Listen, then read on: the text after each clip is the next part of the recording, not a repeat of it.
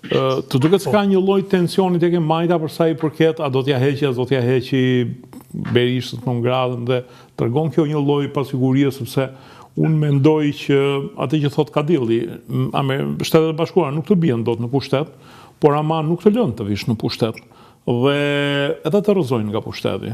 Do më thënë, kjo e para vlen për Berishën, e dyta vlen për Edi Ramën. Keni drejt. Veçmos logjikës të Zotit Kadilli, që besoj pasqyroi jashtëzakonisht mirë të gjithë pjesën antropologjike të votuesit tonë dhe përballë Zotit Berisha me kushtet shqiptare. Po mendoj që duhet shkojmë në një analizë fare të thjeshtë sasiore. Ju e dini që lista e non gratave, mbas vendimit të dekretit të Zotit Biden për korrupsionin në rajon, po dhe më gjërë, që korrupsionin e barazoi me si rrezik kombëtar. Lista është jashtëzakonisht e madhe. Dhe Zoti Berisha është një pjesë gati e papërfillshme, që do të thotë të merresh me familjen Berisha, më përpara duhet merresh me gjithë kriminalet e Republikës Srpska.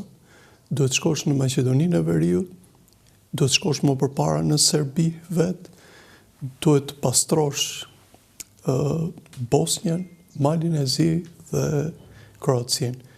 Ju e dini shumë mirë tashmë se çfarë frontesh të mëdha ka Departamenti i Shtetit. Është fronti i madh i Kinës.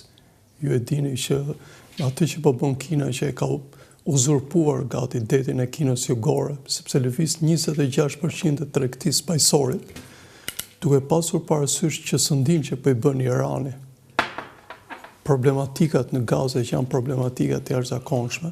Nga një analizë thjesht i pije që për Zotin Berisha shpresa është gati e papërfillshme, ose me një probabilitet gati të pallogaritshëm. Dhe do bëhesh për Zotin Berisha, dhe kjo mund të plotësonte një frikë të smajtës që në mendimin tim më shumë është frikë për shkak të humbjes së receptorëve të tyre të drejtë për demokracinë, dhe është më shumë frikë nga ardhja e Zotit Trump se nga zhvillimet e tjera. Në qoftë se ne do kishim një komunitet solid në Shtetet e Bashkuara të Amerikës, siç është komuniteti grek, siç është komuniteti hebre, që janë komunitete vërtet bazike, me kohë po forcohet komuniteti arab, i cili në një farë mënyre ka qenë shumë i kënaqur me ardhjen e Zotit Trump në këto momente. Dërsa komuniteti jonë jo vetëm është i papërfillshëm, jo vetëm është i paorganizuar, jo vetëm është i paqartë, por në shumë momente ata janë bërë pengesë për shumë zhvillime në vendin tonë. Më vjen keq se ai slogani dikushëm për shqiptarët mbau nën se ke djemë në Amerikë, tashmë i ka ngel historisë të një kujtese që është më shumë kujtesë letrare. Ben ti je më i lidhur me ta, po mua më ka bërë përshtypje. Unë kam pasur stërgjyshin tim në Shtetet e Bashkuara të Amerikës, bashkë me vëllain e tij, bashkë me niprit e tij. Dhe më bënte përshtypje para ca kohësh botuan një listë të shqiptarëve që kishin kontribuar në vitet 1900, flasim akoma për periudhën 10 vjeçarin e fundit të pushtimit otoman. Kontributet e tyre me gjithë punëtor ishin të jashtëzakonshme, nga një javë punë deri në 1 muaj e 2 muaj punë. Ishin Gjirokastrit, Korçar, Sarandiot, Vlonjat, dhe megjithëse më të varfër ishin më të organizuar, ndërsa sot megjithëse më të pasur dhe më të shkolluar janë të çorganizuar. Unë mendoj që jo vetëm kanë qenë më adhetar, më të organizuar, po familja jonë ka qenë krejt më ndryshe nga familja post-90, dhe sidomos nga familja e viteve 2000, ku gjenerata X dhe gjenerata Z tashmë ka dalë jashtëzakonisht nga kontrolli. Dhe një pjesë e tyre kam parë që janë të shqetësuar dhe për shpenzimet butaforeske që bëjnë shqiptarët, ndërkohë që një pjesë e tyre u bie bretku, dhe ju e thoni shumë mirë. Po kur e përmend argumentin e komuniteteve tone, diasporës tone, kisha një sens tjetër. Ishte presioni komunitetit slav, interesat të shumta, që telefonat e parë në rajon ai bëri me Zotin Vučić dhe disa orë më vonë i bëri me Zotin Mitsotakis. Qofse ne do ishim kaq të fortë, realisht do binte një telefon për Zotin Rama, sepse pretendojnë kosovarët, shqiptarët e Malizi, shqiptarët e Maqedonisë Veriut, që jemi komunitet. Jo, nuk jemi komunitet aq i fortë. dhe kemi treguar momentet veçanta që ishte ajo që ishte. Por pyetja juaj me drejt mund të jetë që pse ndodhi shumë e luftën e Kosovës. Në fakt mendoj që kanë qenë konjunktura krejt tjera, por nuk është rasti për të folur. Jo, më tepër e kam për heqjen e statusit, sepse mendoj është e pamundur, edhe për një arsye tjetër. Nuk do të e pamundur, thua ti. Edhe për një arsye tjetër. Edhe sikur Shtetet e Bashkuara në planet më interesante të opozitës, që mua më vjen çudi, e kemi diskutuar dhe herë tjetër në ju, që nuk lënë asnjëherë shteg. Për shembull, e mbani mend tendën që thoshin do bëjmë këtë, do bëjmë atë.